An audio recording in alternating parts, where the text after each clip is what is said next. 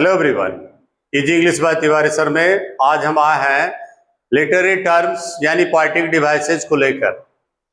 प्यारे व्यूअर्स, जैसा कि आप जानते हैं कि औरतें ऑर्नामेंट्स यूज करती हैं to beautify them. In the same condition poets also use different types of figure of speeches, तरह तरह के फिगर ऑफ स्पीचेज जिसको हम पोएटिक डिवाइस या तो फिर लिटरेरी टर्म्स भी कह सकते हैं।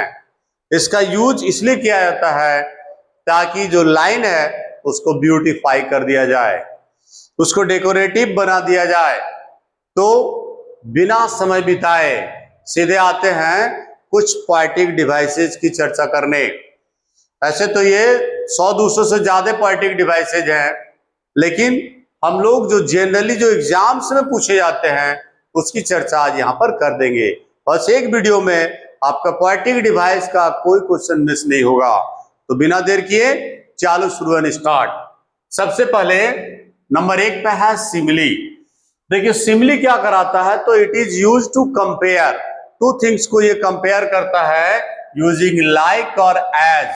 जब लाइन में पोएम का लाइन में जब आपको लाइक या एज मिल जाए, बी श्योर, बस बी श्योर की सिमिली है।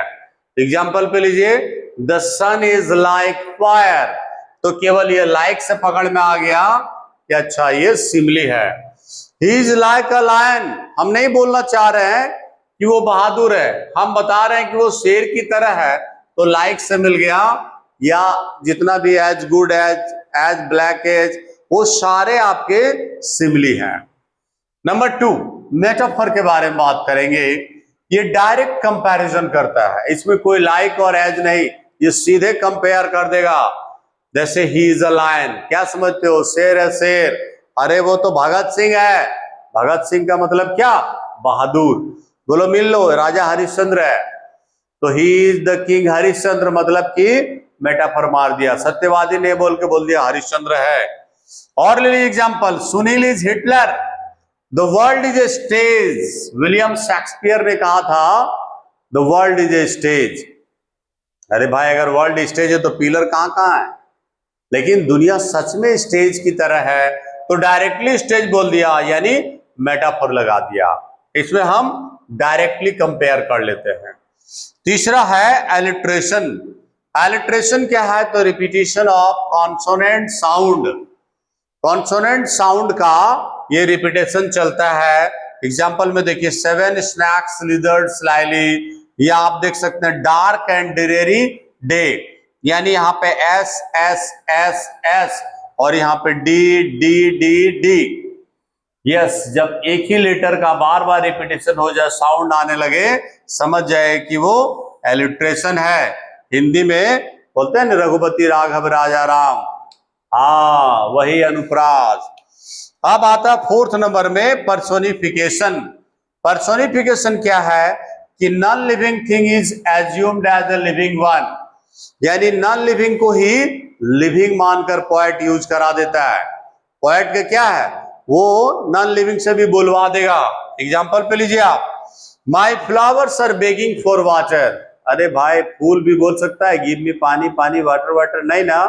तो the thunder was dancing in the sky, यहां पे क्लियर कट हो गया कि थंडर को लिविंग थिंग मान लिया, तभी तो डांसिंग इन द स्काई। ठीक है, एक स्क्रीनशॉट लीजिए। चलिए स्क्रीनशॉट अब आप ले लिए होंगे। चलिए आगे की ओर बढ़ते हुए, ठीक है, 5 नंबर में है हाइपरबोल। इसका यूज है टू बोस्ट, यानी थोड़ा सा बढ़ा चढ़ा कर बताने के लिए इसको यूज किया जाता है। जैसे Raj is running faster than the wind, हवा से कोई तेज दौड़ सकता है क्या, बट ये एडवांस बोल दिया। I have taught you a million times, बताओ अ मिलियन में 10 लाख, तो क्या 10 लाख बार हो गया होगा, नहीं, यानी ज्यादा भांज दिए। This bag was a ton, अब किसी भी बैग का वजन 1 टन से अधिक हो सकता है, 1 टन हो सकता है, नहीं, ये एक्स्ट्रा बोल दिया। ही वेटेड फॉर सेंचुरीज, मालूम है सेंचुरी से मेरा वेट कर रहा हूं, और तो उससे कितना साल हो गया।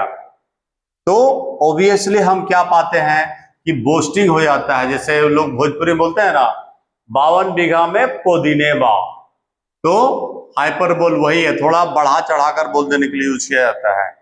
अब है ओनोमेटोपोइया। तो इसमें क्या होता है ना, साउंड को दर्शाया जाता है। जितने भी तरह के कर्कश साउंड है, नॉइज है, वो सबको इसी पे दर्शाया जाता है। जैसे बीप हो गया, चर्प हो गया, रोर, वेलिंग, बज, बैंग, स्प्लैश, ये सब साउंड जब कांकिचर दिखाएगा, बट समझ जाइएगा कि वो ओनोमेटोपोइया है। जिसमें एग्जांपल लीजिए आप, the bee buzzed near the flower, तो ये बजिंग साउंड ये उसी को शो कर रहा है। आगे बढ़ते हैं। एनाफोरा। अनाफोरा क्या है? Repetition of words at the beginning of more lines, माने एक ही वर्ड हर लाइन में आ जाएगा, 2 लाइन्स में, 3 लाइन्स में। जैसे he had 1 mango, 1 banana, 1 orange। एक और एग्जांपल है, every breath you take, every move you make। तो हम क्या पा रहे हैं कि बार बार एवरी से स्टार्ट कर रहा है, इसमें 1 1 1 दिखा रहा था। चलिए एक स्क्रीनशॉट फिर ले लीजिए। चलिए तो आगे बढ़ते हुए हम लोग अभी चर्चा कर रहे हैं फिगर ऑफ स्पीचेज, जिसको पोएटिक डिवाइसेज या लिटरेरी टर्म्स भी कहते हैं। तो नंबर 8 में हम दे रहे हैं आयरनी।